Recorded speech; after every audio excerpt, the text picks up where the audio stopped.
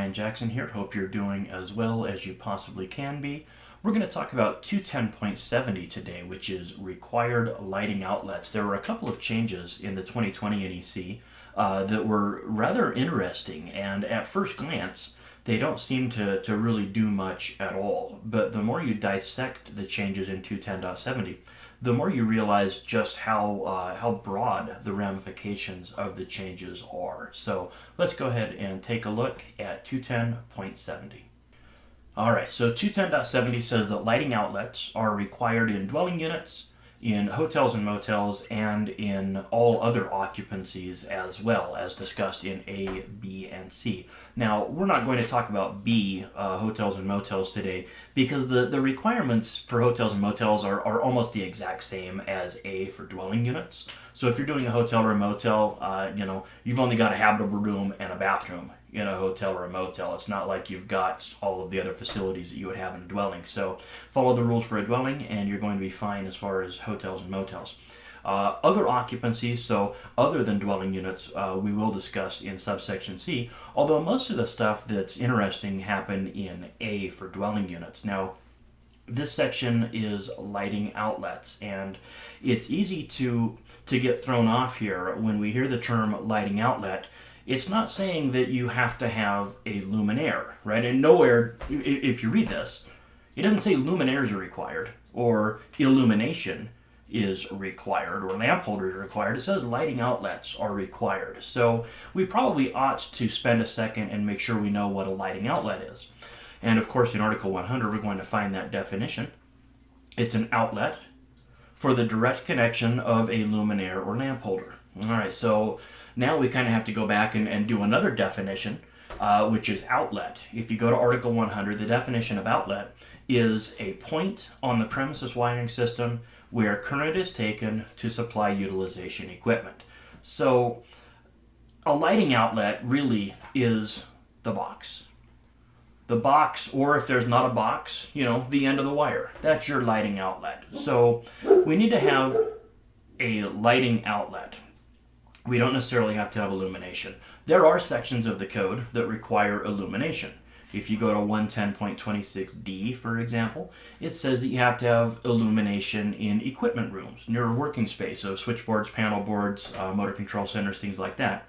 And of course, if you go into the building code, you're going to find that you have to have illumination for your stairways. But the NEC doesn't really require illumination or luminaires. It requires a lighting outlet. So looking at this photograph here, we have a box. It has a blank cover on it. That is our lighting outlet. And unfortunately, if we ever decide to put a luminaire in that lighting outlet, it's probably not going to comply because it's too close to the bathtub. It doesn't appear to be 8 feet above the bathtub. But as shown in the photograph, that's a compliant installation. That's a lighting outlet. It's not a luminaire. It's not a code violation. If we go back one slide, this also is a lighting outlet.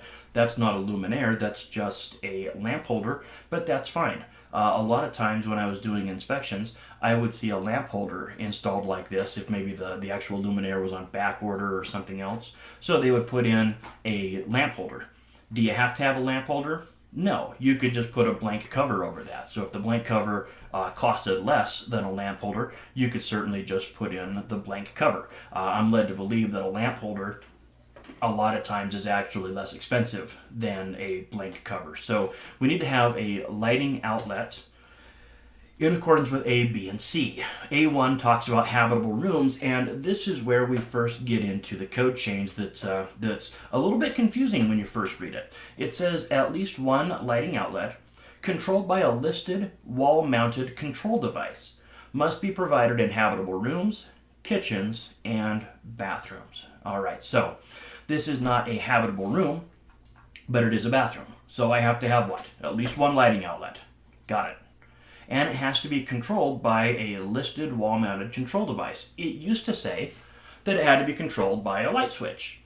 Well, now in 2021, we're seeing different ways of controlling illumination that don't include an actual switch on the wall. We can use a listed wall-mounted control device. So what would that be?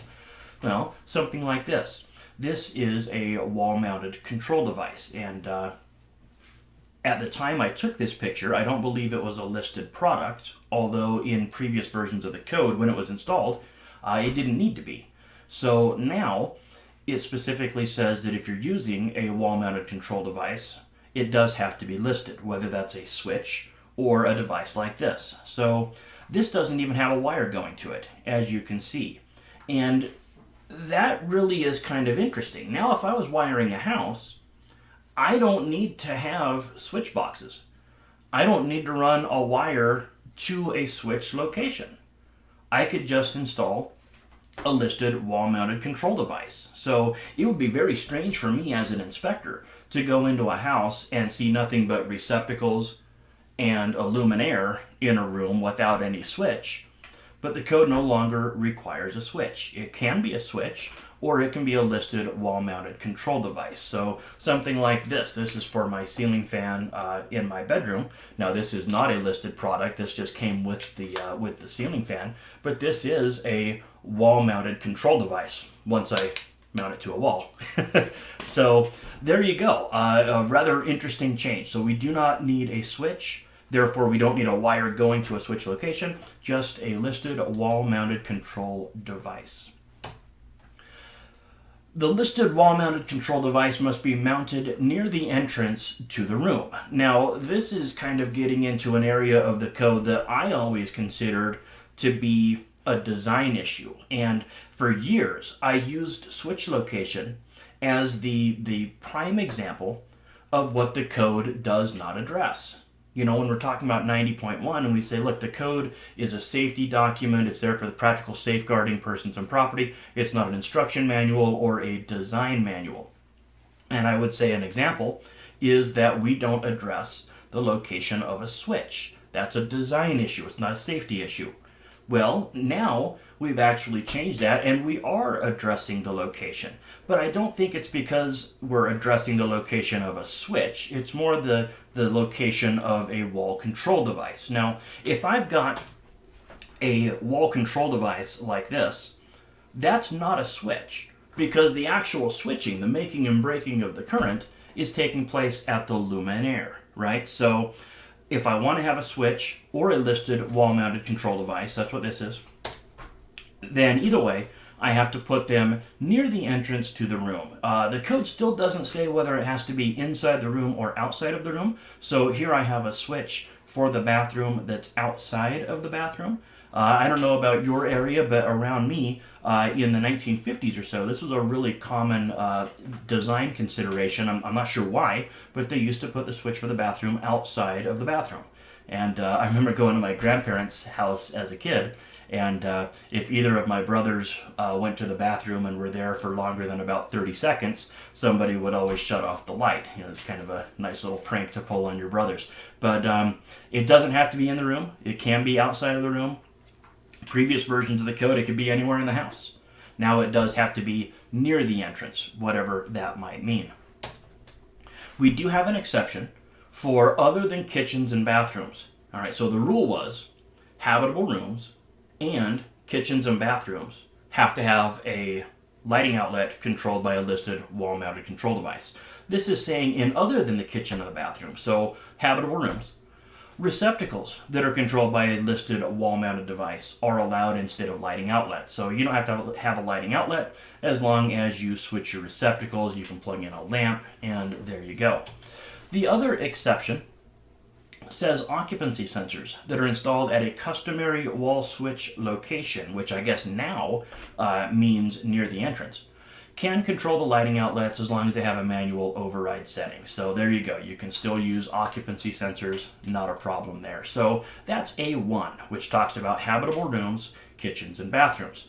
If we go into A2 for additional locations, at least one lighting outlet, again that's controlled by a listed wall-mounted control device, is required for hallways, stairways, garages, and detached garages with electric power. It's not saying that you have to wire up a detached garage. It's saying if you do, then you need to have a lighting outlet with some sort of a listed wall-mounted control device. So here's my hallway. I've got my control device. I've obviously got a lighting outlet somewhere, so we're good to go. It also applies again to stairways, garages, and detached garages that have electricity.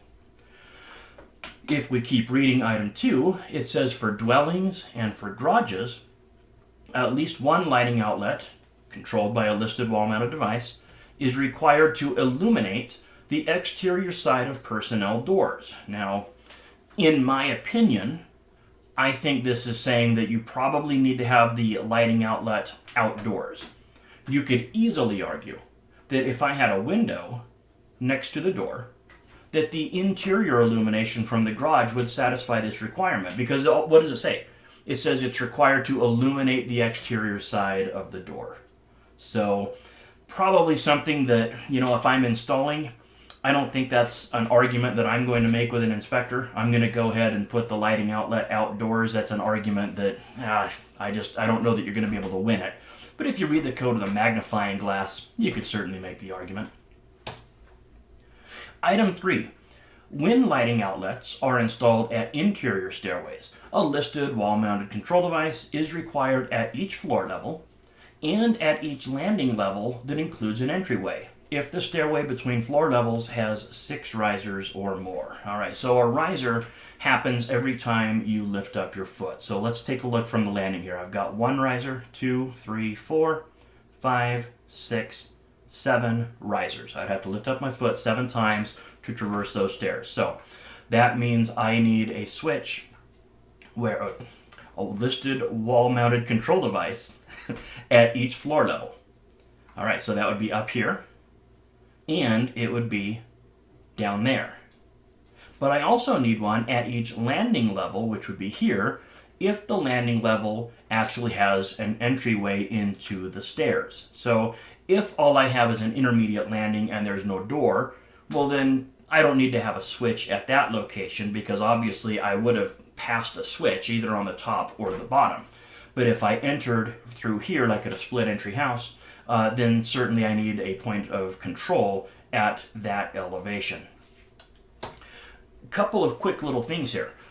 This only applies to interior stairways. So in this photograph, I have a switch at the top, which is good. I have a lighting outlet, which is required.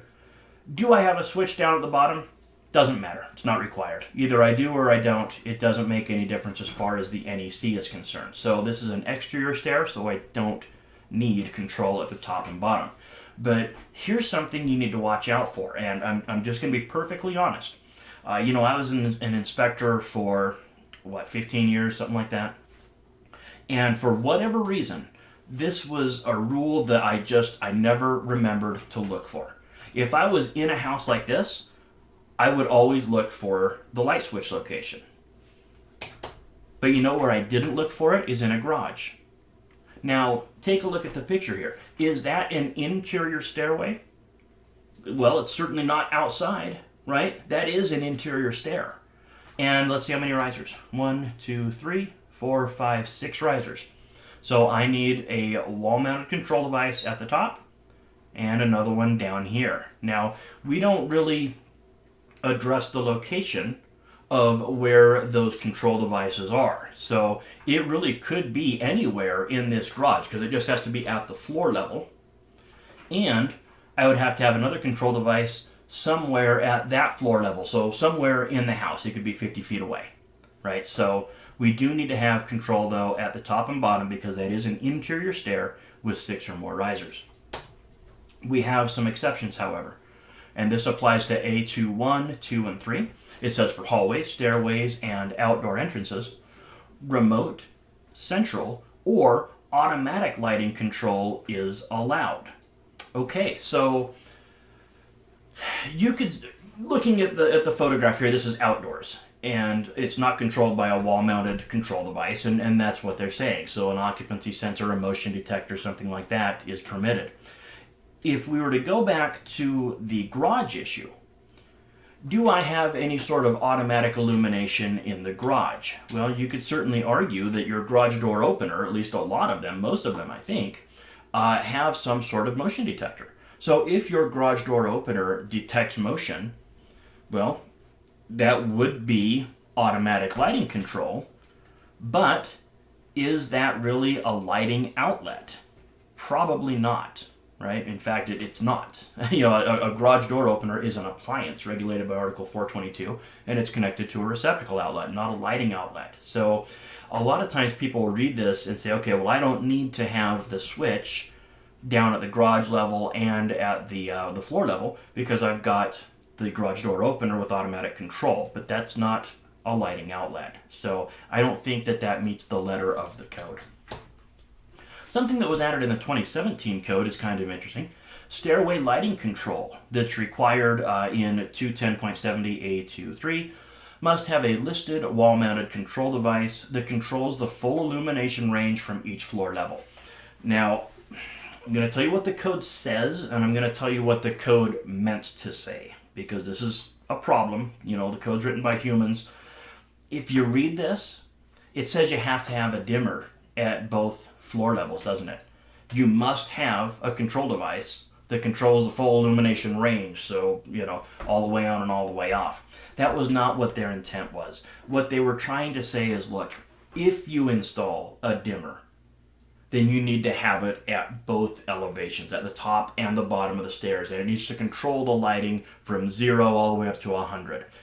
The idea there being, of course, if you're downstairs watching TV or whatever and you dim the stairway lights down to nothing but don't shut it off, then a person upstairs that needs that light, they're not going to be able to turn it on upstairs because you've dimmed it all the way down to nothing. So they need to be able to undim it from upstairs. So the code's not trying to require a dimmer here.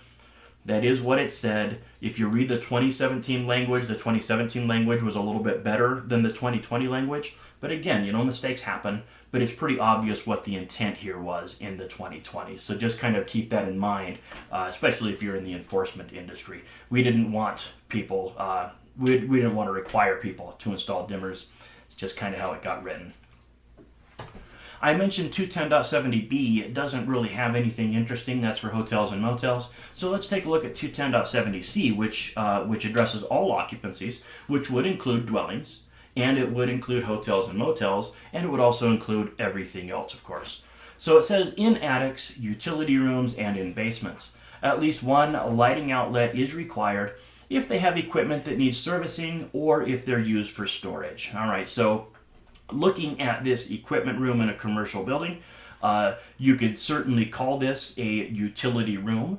If you didn't want to call it that, well, it's working space, and 110.26d requires illumination. So whichever way you want to argue it, this luminaire, this lighting outlet, is required.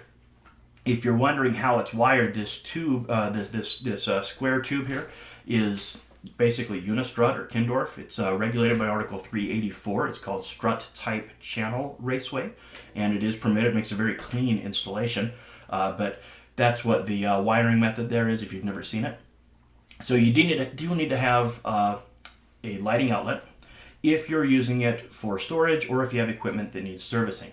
If we keep reading, it says the lighting outlet must contain a switch or be controlled by a listed wall-mounted control device. Okay, so here in this house we've got a little cold storage room underneath the front porch of the house. And it's a little bit difficult to see, but if you look hard, you might see the pull string on this little keyless lamp holder. So you walk in, pull down the string, and there you go. That's a lighting outlet that contains a switch. So that complies. If it didn't contain a switch, it would have to be controlled by a listed wall-mounted control device. At least one point of control must be at the typical entrance to the space, and the lighting outlet must be near the equipment. All right, so here we're looking up at an attic access. We go into the attic. I've got my switch right here. The reason that I've got the switch and the lighting outlet up there is because I have a furnace in this attic. So it's got equipment that needs servicing. So that means what? It's got to have a point of control at the point of entrance, and it has to have a lighting outlet. And because it's heating, air conditioning, or refrigeration equipment, 210.63 also says you need a receptacle. And we have that there. You can see that that's a 2-gang box with a switch and a receptacle. We satisfy 210.63, and we satisfy 210.70c. So the lighting outlet back here does need to be near the equipment. So that's going to be where the furnace is located. All right, so there you go. There's our little discussion on wall-mounted control devices. Such a small little thing, changing the code from a switch to a wall-mounted control device, but a lot of ramifications. I mean, you don't need boxes and wires in the walls anymore for a house to control the lighting. It's not required. You can use a listed wall-mounted control device. So there you have it. That's 210.70. Hope you enjoyed it, and we will see you next time. Thanks, everybody. Be sure to like, follow, subscribe, and ring the bell.